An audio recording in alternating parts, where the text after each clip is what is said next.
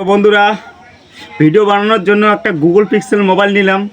এই মোবাইলটার দাম হলো 50,000 টাকা। তো গাইস, এরকম তোমরা কেউ করবে না। 50,000 টাকা দিয়ে একটা মোবাইল নেওয়ার পর ভিডিও ছাড়বে, যদি ভিডিও ভাইরাল না হয় তখন কেমন লাগে?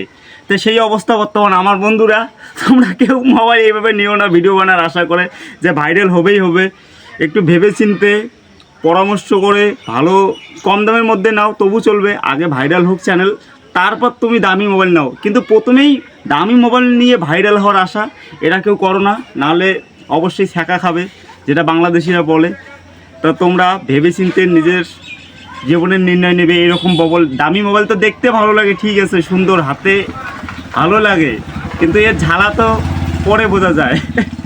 তো একটু ভাববে মোবাইল নেওয়ার সময়। যেমন আমি নিয়েছি, এখন ভাবতেছি যে কেন নিলাম, না ভাইরাল হচ্ছে আমার ভিডিও, না কেউ দেখছে। তো একটু ভাববে বন্ধুরা।